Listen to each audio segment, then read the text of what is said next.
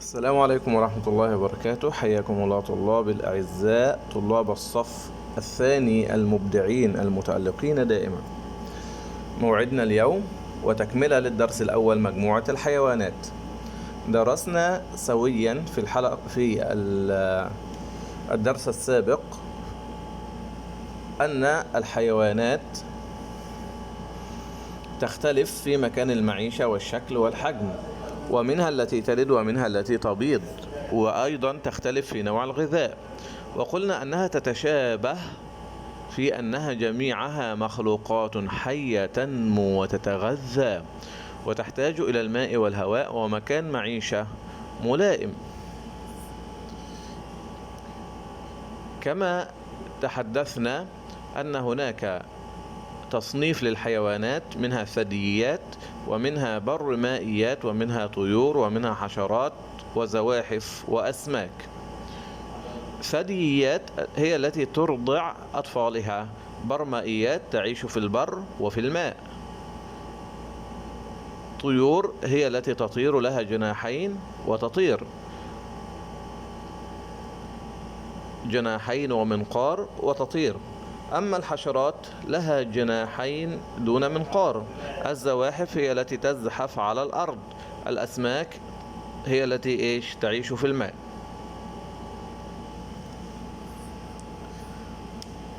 نبدأ يا شباب اليوم كيف نصنف الحيوانات في مجموعات. أخذنا أيضا الأسود وهي من الثدييات، وقلنا أن الثدييات حيوانات يغطي جسمها الشعر أو الفرو وتتنفس عن طريق الرئتين. وقلنا أن أنثى الثدييات ترضع صغارها الحليب، ترضع صغارها الحليب. نبدأ اليوم إن شاء الله في الصفحة الجديدة هذه التي أمامنا، البجع من الطيور. والطيور طبعا صورة بجعة تمشي على الماء أمامنا، أو تمشي في الماء، لا تستطيع أن تمشي على الماء. البجع من الطيور، والطيور هي الحيوانات الوحيدة التي يغطي جسمها الريش. قلنا أن الحيوانات الطيور يغطي جسمها الريش. جميع الطيور لها جناحان ومنقار وتضع بيضا يفقس منه الصغار. يبقى اتفقنا الطيور، جميع الطيور لها جسمها يغطيه الريش، لها جناحين، لها منقار، وكلها تبيض ويفقس البيض ليخرج منه الصغار. طيب، سؤال: هل تستطيع الطيور أن تحمل صغيرها مثل الإنسان والحيوانات وبعض الحيوانات؟ نقول لا. ولكن الطيور تنتج طيورا جديدا عن طريق البيض، تضع بيضها ثم البيض الصغير يفقس البيض ويخرج من البيضة. طيب، عندي الأسماك يا أبطال، منها أنواع الأسماك: الشعري والكنعد والهامور. من الأسماك فقاريات. يعني إيه فقاريات؟ تغطي أجسامها قشور وتعيش في الماء. فقاريات يا شباب أي لها شوك، لها عمود فقري في جسمها كامل. يعني السمك عندما تفتحه تجد عمود فقري ويخرج منه الشوك. يبقى الأسماك من الفقاريات، تغطي أجسامها قشور وتعيش في الماء. تستخدم الأسماك خياشيمها لتتنفس. الإنسان والحيوان يتنفس من خلال الأنف والرئتين، أما الأسماك لها خياشيم تتنفس منها، وزعانفها لتسبح، وتستخدم زعانفها لتسبح بها وتتحرك بها في الماء. لماذا يصنف الجمل في الثدييات؟ لماذا يصنف الجمل في الثدييات؟ قلنا أن الثدييات جسمه يغطيه الشعر، يبقى إذن لأن جسمه يغطيه الشعر ويتنفس عن طريق الرئتين. وتلد الأنثى وترضع صغارها. الأنثى تلد ولا تبيض. تلد الأنثى وترضع صغارها. ترضع صغارها من ثدي الأنثى. الضفدع أو الضفدع وهذا السلمندر من البرمائيات. الضفدع وهذا السلمندر من البرمائيات. السلمندر الذي أمامنا هو من البرمائيات. طيب، قلنا أن البرمائيات تعيش في البر والماء. معظم البرمائيات تبدأ حياتها في الماء، تولد في الماء يا شباب، المعظم وليس الكل. جلد البرمائيات رطب يساعدها على العيش على اليابسة وفي الماء. جلد البرمائيات رطب يساعدها على العيش على اليابسة وفي الماء. حقيقة أمامي، الطيور ليست الحيوانات الوحيدة التي تبيض. يبقى إذن جميع الطيور تبيض ولا تلد، ولكنها ليست الحيوانات الوحيدة التي تبيض. فهناك حيوانات أخرى مثل منها التماسيح والفراش والثعابين تتكاثر بالبيض. يبقى إذن نستنتج من هذه الحقيقة أن الطيور كلها تبيض وليست الطيور وحدها. نقول أن الحيوانات منها يبيض مثل الطيور ومنها تلد صغارها. أحسنتم يا شباب. ما بعض الحيوانات اللافقارية؟ هناك الكثير من الحيوانات ليس لها عمود فقري. يبقى الحيوانات اللافقارية هي التي ليس لها عمود فقري، وهي أكثر من الحيوانات الفقارية. يبقى أكثر الحيوانات لا فقارية. بعض اللافقاريات ومنها الحشرات يغطي جسمها غطاء صلب يوفر لها الحماية والأمان. يبقى معظم أو بعض اللافقاريات منها الحشرات، ويغطي جسمها غطاء صلب يوفر لها الحماية والأمان. أمامي قناديل البحر من اللافقاريات. قنديل البحر الذي أمامي لونه أبيض، هذا ليس له عمود فقري وليس له غطاء خارجي صلب. إنها تلسع الحيوانات الأخرى لكي تبقى في أمان وتحصل على الغذاء. أمامي الخنفساء. الخنفساء من الحشرات لها ست أرجل. يبقى الخنفساء من الحشرات لها 6 أرجل وقرنا استشعار. الذي أمامي القرنين، قرنا استشعار وغطاء خارجي صلب. انظر معي إلى السهم. قرن الاستشعار في أمام عند العين يساعد الحشرات على الإحساس والتذوق والشم.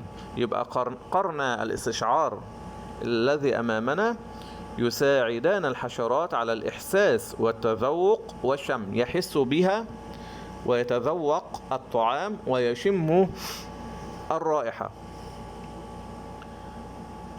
الغطاء الخارجي أمامي يوفر للحشرة الحماية والأمان. أمامي غطاء صلب، غطاء خارجي صلب.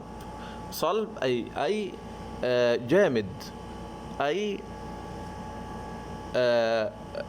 مثل المسمار الصلب. نظرت قبل ذلك إلى مسمار الصلب. مسمار صلب هذا يكون قوي، فهذا القشر يا أبطال يكون قوي وليس طري.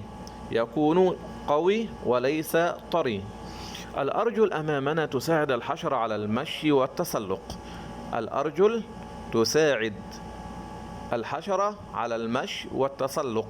التسلق على شجرة، التسلق على ساق، وهكذا. اقرأ الشكل. كيف تستفيد الخنفساء من أجزاء جسمها في توفير حاجاتها؟ كيف تستفيد الخنفساء من أجزاء جسمها في توفير حاجاتها؟ نفكر قليلا. قلنا أن الخنفساء لها قرن استشعار. قرن استشعار دول إيه وظيفتهم يا شباب؟ قلنا الخنفساء تحس وتتذوق وتشم بقرن الاستشعار هذه.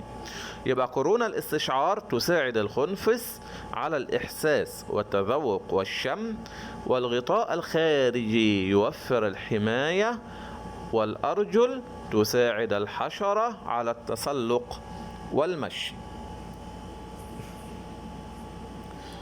نشاط 1: أتواصل.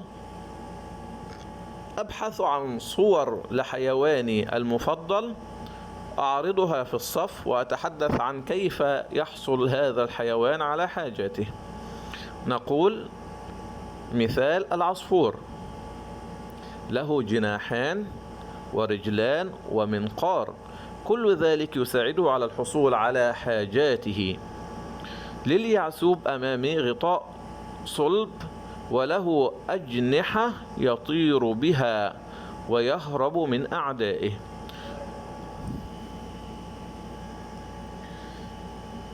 السؤال الذي أمامه علامة صح بالأحمر: كيف تبقى الحيوانات اللافقارية آمنة؟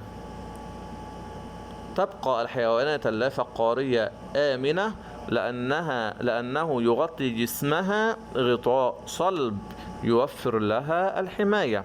يبقى الحيوانات اللافقارية لها جسمها يغطيه غطاء صلب يوفر لها الحماية. أمامي جراد البحر، هذا صورته من اللافقاريات، ليس له عمود فقري. دودة الأرض أمامي أيضا من اللافقاريات. طيب، أفكر وأتحدث وأكتب. أصنف. كيف يمكن أن أصنف كل من الأسد والضفدع؟ الأسد نقول من الثدييات. أحسنتم يا أبطال، لأن أنثى الأسد تلد وترضع صغارها. أما الضفدع فمن البرمائيات. أحسنتم. يبقى تصنيف الأسد من الثدييات، والضفدع من البرمائيات. رقم 2: ما الذي تحتاج إليه الحيوانات لكي تعيش؟ طبعا سؤال سهل وجميل، ونقول أن الحيوانات تحتاج إلى الماء والهواء والغذاء وموطن مناسب للمعيشة. رقم 3: السؤال الأساسي: كيف نصنف الحيوانات؟ قلنا أن تصنيف الحيوانات تصنف الحيوانات إلى حيوانات لها عمود فقري وتسمى الفقاريات، وأخرى ليس لها عمود فقري وتسمى لا فقاريات.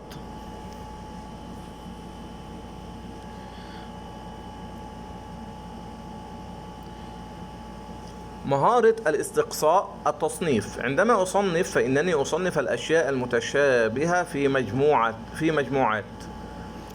طبعا أستخدم ما تعلمته لأصنف الحيوانات في الجدول أدناه. تنوع الحيوانات: أمام الطيور والزواحف والثدييات.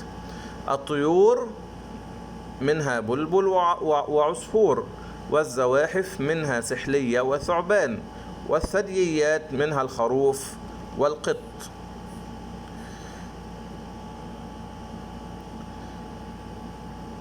أستعمل الجدول لأصنف الحيوانات وأضيف أسماء الحيوانات للجدول وأتشارك مع زميلي في الصف.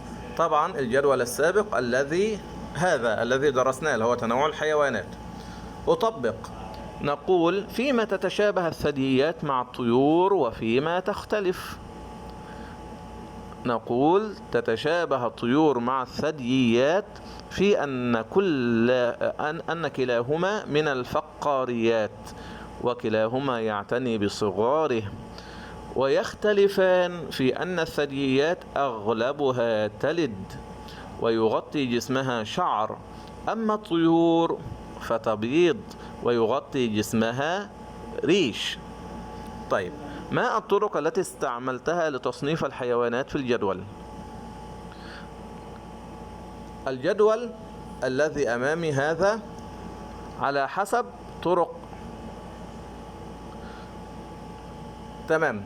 الجدول يا شباب، سنضع جدول ونصنف الحيوانات على حسب طرق التكاثر والشكل الخارجي للكائن الحي. حيوانات تلد وحيوانات تبيض، ويمكن تصنيفها على أساس الحركة. يبقى ممكن أعمل جدول أصنف الحيوانات على أساس طرق التكاثر والشكل الخارجي، وممكن أن أصنفها حيوانات تلد وحيوانات تبيض، وممكن أصنف الحيوانات على أساس حيوانات تمشي وأخرى تزحف وأخرى تعوم، وممكن أن أصنف الحيوانات على أساس مكان المعيشة، فمنها ما يعيش على اليابسة ومنها ما يعيش في الماء. إن شاء الله سأضع لكم سؤال في الواجب عن هذا التصنيف، وإن شاء الله تبدعون وتتميزون في إجابة سؤال الواجب. والسلام عليكم ورحمة الله وبركاته.